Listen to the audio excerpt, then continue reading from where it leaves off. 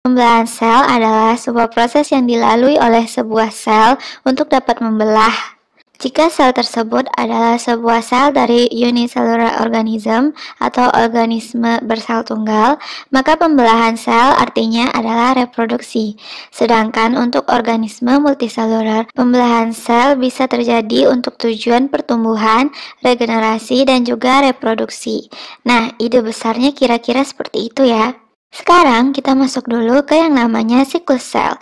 Jadi, agar bisa membelah, sel butuh beberapa stage persiapan terlebih dahulu. Mereka disebut dengan fase G1, fase S, fase G2, dan akhirnya fase M. Nah, fase G1, S, dan G2 secara keseluruhan kita sebut sebagai interfase, di mana dalam fase ini sel beregulasi untuk mempersiapkan proses pembelahan sel. Sedangkan fase M adalah fase di mana pembelahan itu sendiri terjadi.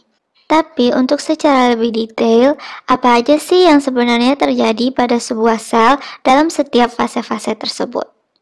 Yuk kita mulai dulu dari fase G1, di mana dalam fase ini sel bertumbuh besar secara fisik karena terjadi penduplikasian konten-konten sel seperti organel-organel sel, kecuali kromosom. Berikutnya, sel akan memasuki fase S yang mana agenda utamanya adalah duplikasi DNA. Jadi, di fase inilah terjadi duplikasi kromosom yang mana artinya terjadi penduplikasian material genetik yang dimiliki oleh sel tersebut seperti DNA dan RNA. Dan sekarang, setiap kromosom memiliki 2 sister kromatik. Kemudian, di fase G2, penduplikasian organel dan konten-konten sel yang berperan penting untuk pembelahan kembali berlanjut, hingga akhirnya sel siap untuk melakukan pembelahan, yang dalam hal ini adalah pembelahan mitosis. Penjelasan step by step pembelahan mitosis akan kita bahas di video berikutnya ya. Jadi kali ini aku hanya ingin membuat atau menyimpulkan mengenai 2 jenis pembelahan, yaitu pembelahan mitosis dan pembelahan meiosis secara general terlebih dahulu. Nah, kita mulai dengan pembelahan mitosis. Jadi, pembelahan mitosis terjadi pada sel-sel somatik, yang mana fungsi terjadinya pembelahan ini sendiri adalah untuk pertumbuhan, perbaikan sel, atau regenerasi sel. Dan pada dasarnya, pembelahan sel mitosis bermula dari sebuah sel diploid atau 2N. Di kasus ini, kita coba pakai sel manusia sebagai contoh ya. Jadi, untuk setiap sel manusia, kita punya 23 pasang kromosom, yang mana artinya pada totalnya kita memiliki 46 kromosom. Dari 23 pasang kromosom tersebut, sepasang kromosom adalah kromosom seks, namun itu akan kita bahas nanti. Nah, misalkan di sel awal kita memiliki 46 kromosom. Dengan terjadinya pembelahan mitosis pada sel tersebut, proses pembelahan ini akan menghasilkan 2 daughter cells atau sel anak yang masing-masing akan memiliki jumlah kromosom yang sama dan identik dengan si sel induk, baik dalam hal jumlah ataupun konten. Jadi jika tadinya sel induk adalah sel diploid yang memiliki 46 kromosom, maka begitu pula dengan kedua sel anak yang dihasilkan. Lanjut dengan pembelahan meiosis. Pembelahan meiosis hanya terjadi pada sel gamet, contohnya sel telur dan sel sperma.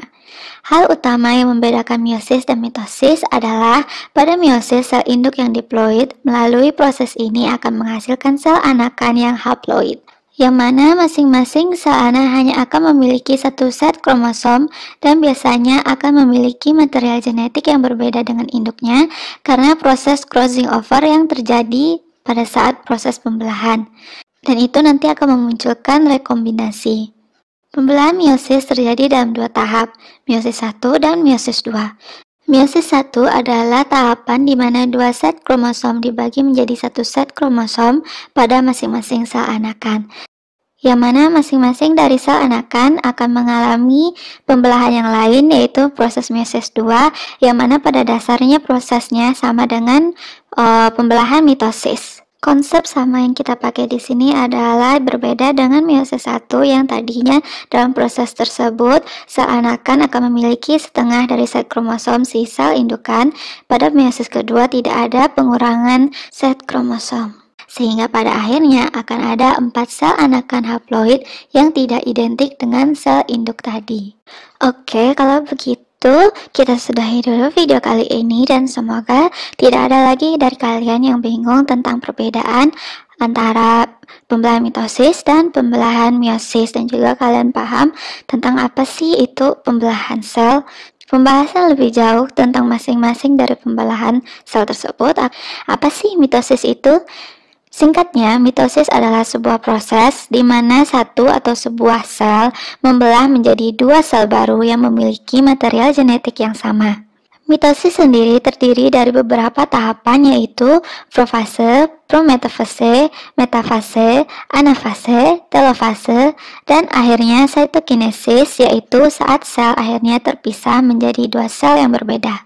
Okay, now it's the time for us to go through one by one ya. Jadi pada saat profase, kromatin yang berbentuk seperti benang-benang halus mulai terkondensasi dan mereka mulai terlihat seperti form dari kromosom yang selama ini kita kenal, yaitu seperti huruf X, yang mana mereka memiliki dua sister chromatid dan centromer. Dua sister chromatid ini sama ya satu sama lainnya karena proses replikasi DNA yang telah terjadi sebelumnya. Dan perlu diingat, replikasi DNA terjadi saat interfase, yaitu tepatnya saat fase S ya. Selain itu, membran inti mulai melebur dan sentrosom mulai membentuk benang spindle. Nah, untuk hal ini sepertinya akan lebih baik jika kita jelaskan lebih lanjut di sheet yang terpisah ya. Pertama, aku ingin ingetin kalau jangan sampai kebalik antara sentrosom dengan centromer ya, karena mereka berdua itu jauh berbeda. Jadi, centromer itu adalah bagian kromosom yang menggabungkan atau mengikat dua sister chromatid, sedangkan centrosom adalah organel yang mengatur mikrotubula atau mikrotubulus. Nah, secara keseluruhan, organel itu kita sebut sebagai centrosom, yang mana mereka memiliki sepasang sentriol, dan saat pembelahan sel dimulai, serat protein panjang yang disebut dengan mikrotubul atau mikrotubula atau mikrotubulus memanjang dari sentriol menuju ke segala arah dan membentuk apa yang kita sebut sebagai benang spindle. Jadi begitu ya kira-kira, semoga cukup jelas. Nah, kembali ke gambaran besar dari proses profase kita tadi. Jadi di fase ini mitotic spindle mulai terbentuk dan setiap kromosom yang kita punya memiliki sister chromatid. Nah, sekarang kembali ke proses mitosis, yaitu akhir proses dari profase atau lebih dikenal dengan prometafase. Jadi saat itu mikrotubulus mulai mengikat kromosom dan mengorganisnya, dan kromosom telah terkondensasi sempurna. Dinding inti sel juga telah melebur dengan sempurna sehingga kromosom sekarang sudah tidak terpisah lagi dari sitoplasma. Kemudian dalam fase metafase, ciri khas dalam fase ini adalah semua kromosom berjejer segaris pada bagian ekuator atau bagian tengah sel, dengan kondisi mikrotubulus dari kutub-kutub sel mengikat si kromosom ini di bagian yang kita sebut dengan kinetochore, yaitu kompleks protein yang terletak di sekitar sentromer yang fungsinya sebagai tempat melekatnya si mikrotubulus tadi itu. Kemudian saat anaphase, mikrotubulus mulai menarik si kromosom ini ke arah masing-masing kutub. Dan proses ini terjadi secara simultan ya. Dan juga anaphase memastikan bahwa setiap sel anakan nantinya akan memiliki set kromosom yang identik satu sama lain. Akhirnya pada telophase, membran inti kembali terbentuk. Kromosom yang tadinya telah terkondensasi dengan sempurna perlahan-lahan kembali berubah menjadi kromatin yang berupa benang-benang tipis. Dan membran sel juga mulai bersiap untuk memulai cytokinesis karena mulai terbentuk atau mulai terlihat lengkungan pada membran sel. Pada akhirnya, proses cytokinesis membagi sel ini menjadi dua sel anakan yang utuh yang memiliki set kromosom yang sama dengan si sel induknya tadi. Dengan begitu, kita bisa mengatakan proses mitosis telah selesai. Dan sekarang si sel anakan ini bisa menjalani kehidupan mereka sendiri. Nah, sampai di sini apakah kalian sudah mengerti mengenai step-step yang terjadi pada proses mitosis? Jika